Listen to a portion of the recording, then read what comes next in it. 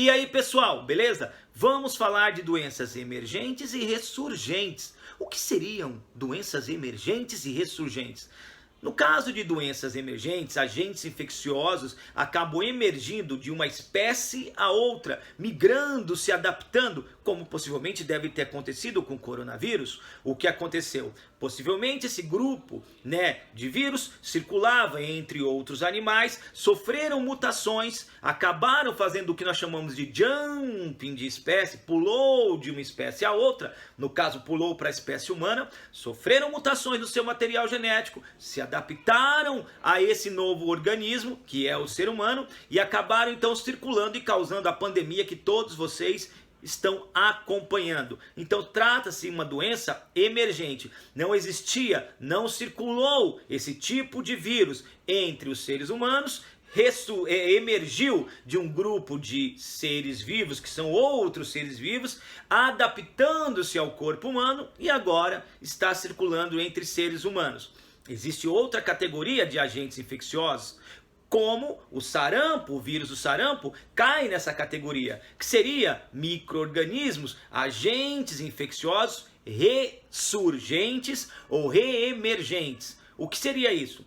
Considerava-se, por exemplo, no Brasil, que o sarampo havia sido erradicado. Fazia tempo que nós não ouvíamos falar de casos de sarampo, mas, por alguns motivos, este vírus voltou a circular e causar inclusive óbitos. Então nós falamos que esse vírus reemergiu, não é novo, ele já existia e está voltando a circular na população. O que será que faz, independente de um vírus emergir, sair de uma espécie e vir para o ser humano, ou aquele que já havia tido um declínio da sua presença na humanidade, voltar a ressurgir?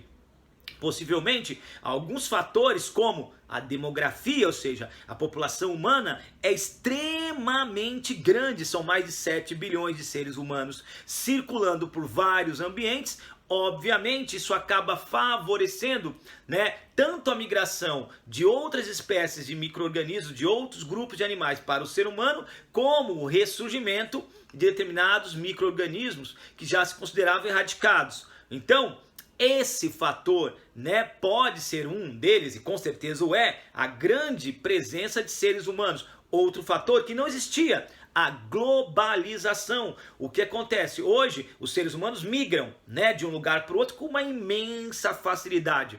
Antes não era assim não, Tinha uma infecção em determinada ilha, de determinado região, de um determinado país, e tinha dificuldade, devido aos meios de transporte, todo esse processo não ser muito facilitado, ficava restrito ali. Agora, a facilitação, maior ainda, favorece a disseminação muito grande desse tipo de micro-organismo. Então nós temos um ambiente demográfico favorável, a globalização e também outro fator importante é a invasão de ambientes selvagens. Antes não tinha a presença de seres humanos, o ser humano vai, invade, constrói, faz as suas construções, cria suas cidades. O que acontece? Aquele micro-organismo circulava um determinado grupo de animais, ficava ali restrito naquela mata, naquele ambiente. E agora o ser humano invade, o micro-organismo pode muito bem invadir o corpo do ser humano e se adaptar.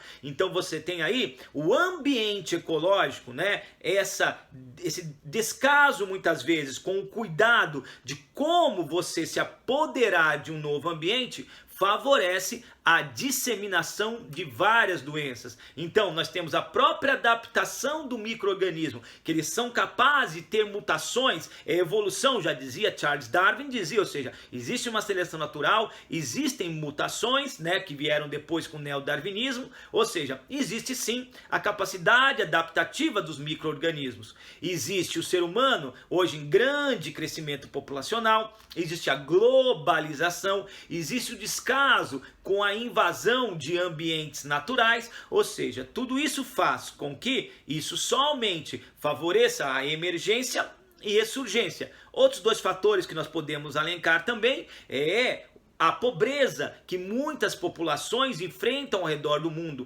não tendo muitas vezes uma alimentação diária básica, que seria o mínimo para a sua sobrevivência, subsistência, ou seja, como é que vai fabricar um sistema imune competente, um sistema de defesa, células de defesa que façam a melhor defesa possível desse indivíduo, se ele nem se alimenta direito? Isso também favorece muito. E outros fatores que todos nós estamos preocupados, os sistemas públicos de saúde no mundo não dão conta, né? Não estão dando conta dessa sobrecarga, porque existem indivíduos que estão sofrendo com a Covid-19, existem indivíduos que continuam infartando, indivíduos que continuam tendo derrame, o conhecido AVE, as pessoas continuam tendo meningite, as pessoas continuam sofrendo acidentes de trânsito, ou seja, esse mesmo sistema que cuida do Covid-19 tem que cuidar de todos esses problemas. Os indivíduos continuam tendo diabetes, os indivíduos continuam hipertensão, ou seja, tudo isso sobrecarrega esse sistema, o que dificulta ainda mais a solução